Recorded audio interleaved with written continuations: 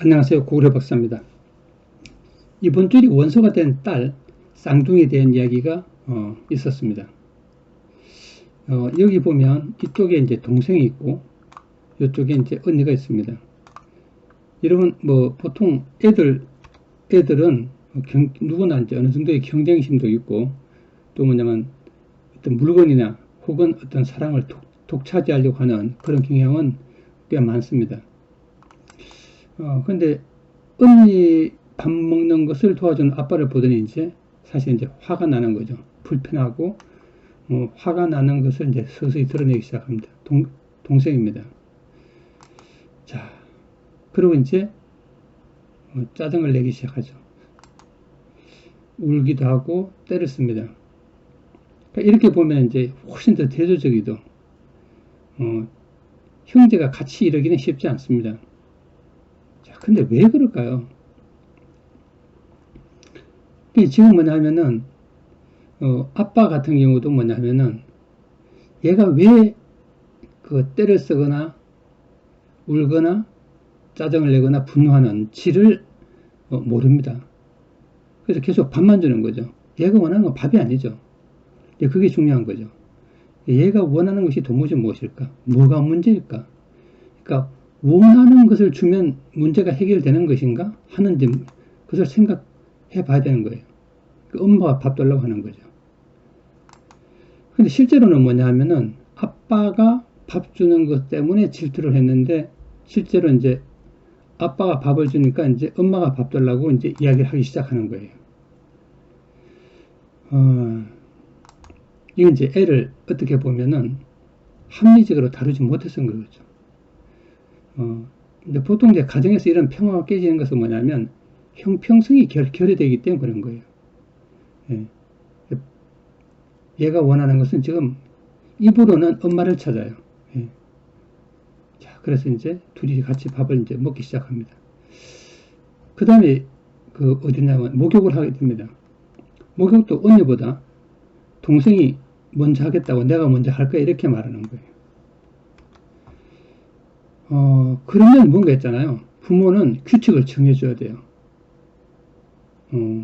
처음에 목욕을 하기 전에 누가 먼저 할 건지 이야기를 하든지 아니면 요번에 네가 먼저 하고 다음에 네가 하라든지 뭔가 해야 돼요.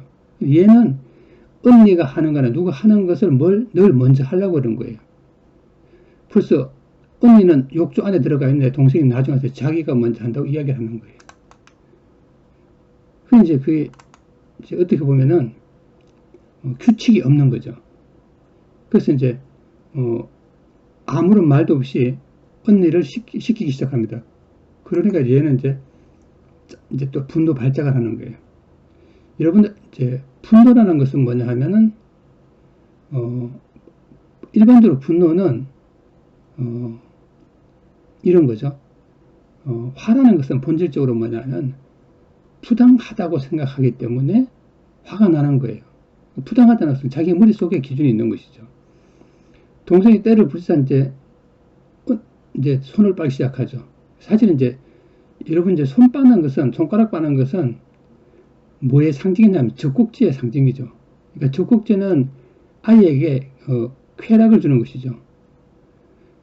그러니까 쾌락은 바로 안정성과 통해요.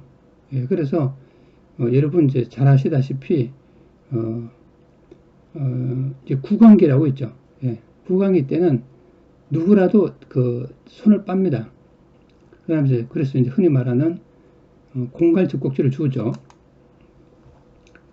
근데 이 집의 애들은 모두가 지금 5살인데 정확한 나이는 모르죠. 한국 나이가 5살인지 아니면 만 나이로 5살인지 모르지만은 어쨌든 5이라고 이야기하니까 4살 아니면 5살이에요. 이때쯤 되면은 애들이 좀 더 훨씬 더 손가락을 빠는 것보다는 성숙해지는데 어쨌든 내가 먼저 하고 때를 쓰는 거죠. 그래서 아빠는 말은 하지 않고 계속 큰애를 먼저 시키고 있습니다. 그럼 이 뒤에서 뭐예요? 진짜 분노 발작을 하는 거죠. 그러면 분위기가 다 안 좋은 거죠. 그러니까 뭔가 원칙적인 어떤 기준이 없는 거예요. 그래서 훨씬 더 문제가 되는 거죠. 애는 계속 아빠 앞에서 그 언니와 아빠 사이에 끼어서 울고 그러니까 분노 발작을 하는 것이죠.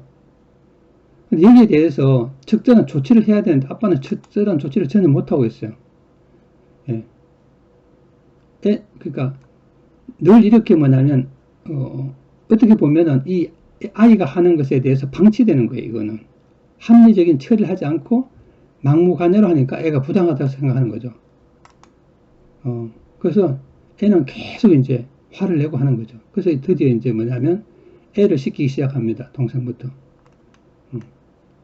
근데 애는 벌써 이제 뭐 화가 날 대로 난 것이죠. 자, 이제 아빠가 도저히 아빠가 하는 행위가 마음에 들지 않거나 통하지 않습니다. 그래서 엄마를 찾고 이제 화가 엄청난 거죠. 애가 나갔을 때 애 그 얼굴을 한번 보세요. 굉장히 침울하죠. 얘는 키가 약하고 얘한테 비해서 눌려서 끝없는 착한 아이로 가는 거예요. 사실은 착할 수는 없죠. 뭔가 문제가 발생하는 거죠. 계속 내적으로. 그러니까 우리는 행동을 가지고 표현하는데 실제로 행동 가지고 알 수는 없는 거예요. 자, 그래서 보면은 이제 애가 표정이 굉장히 좋지 않죠. 예. 그러니까 자기는 잘못이 아무것도 없는데 결국은 아마 얘는 그 우울하거나 어떤 불안, 죄책감, 공포 이런 것들이 여러 가지 부정적인 감정이 휩싸이겠죠. 이 바깥에는 이제 동생이 있게 되죠. 엄마도 이제 화났죠. 예. 그 다음에 머리 말리고도 내가 먼저 말릴까. 뭐든지 먼저 하려고 노력을 하는 것이죠. 우린 머리도 먼저 말리고, 다 이제 뭐든지 먼저 하려고 그래요. 그 다음에 손가락을 빠는 거죠. 이제 사실은 이제 손가락을 빠는 것은 뭐냐면 여러 가지 의미가 있습니다. 여러분, 손가락을 빠는 것은, 전에도 이야기했지만,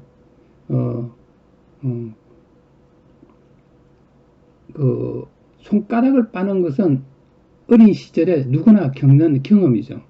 그래서 이 말은 다르게 말하면, 아주 간단하게 말하면, 입술이 가지고 있는 쾌락이에요. 입술이 가지고 있는 쾌락은 다른 말로 하면은, 즐거움이고, 기쁨이고, 행복입니다. 여러분, 그래서 쾌락, 즐거움, 기쁨, 행복, 이것은 뭐냐면은, 편안함과 통하고, 불안과 공포, 우울, 슬픔, 이런 것을 극복하는 도구이기도 한 거예요. 근데 이제 보통은 보면은, 4살, 5살 되면 이것이 상당히 많이 사라집니다, 벌써. 예. 사라집니다.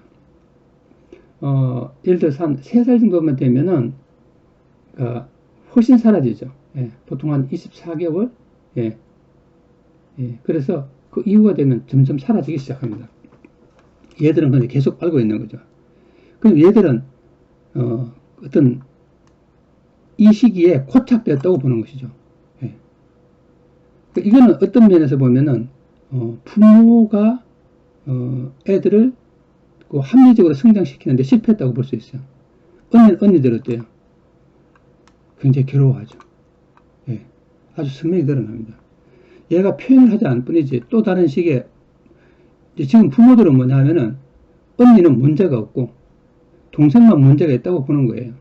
그러니까 우리가 많은 사람들이, 학교 선생님들이 범하는 오류 중에 대표적인 것이 뭐냐면, 말이 없고 조용히 있는 애는 착하고 문제가 없는 애고, 어떤 뭐 파괴적이고 어떤 분노라든가 어떤 그런 폭발적인 행동을 하는 애는 문제가 있다고 보는 거예요. 근데 첫 번째 우리 한번 고민할 필요가 있어요. 엄마가 인내심이 굉장히 약하죠. 그래서 이제 결혼을 하고 아이를 낳는 것이 굉장히 이상적이고 어떤 꿈처럼 생각하는 거예요. 근데 현실은 그게 아니죠. 예. 현실은 그게 아니죠. 현실은 늘 힘들죠. 그 이제 여기서도 뭐냐면, 사실은 이제 육아라든지 어떤 삶 자체는 제일 중요한 것이 뭐냐, 인내심이죠. 인내심이 굉장히 중요합니다. 근데 이 엄마는 이제 육아라는 현실 앞에 자기 스스로 말하고 있어요. 무너지고 힘들어진다고 이야기하고 있는 거예요. 그건 뭐냐 하면은 두 가지죠. 첫째, 인내심이 없고, 두 번째 뭐냐면, 자식을 키울 때 합리적으로 키워줘야 돼요. 근데 합리성이 없는 거죠. 그러면 이제 많은 문제가 발생합니다. 저는 이렇게 생각합니다. 실제로 이제 많은 부모들이 보면, 우리 애가 문제가 있다고 이야기를 해요. 우리 애가 문제가 있다고 이야기를 하는데, 대부분은 애가 문제가 있는 게 아니라, 엄마의 문제가 아이들에게 나타나는 거예요. 이게 이제, 운다고 해결되는 것이 아니죠. 예. 그래서 우리는 더 깊이 한번 생각해 봐야 됩니다. 부모란 어떤 것인가? 저는 이렇게 생각합니다. 원수가 된 쌍둥이는 부모가 만들었다. 감사합니다.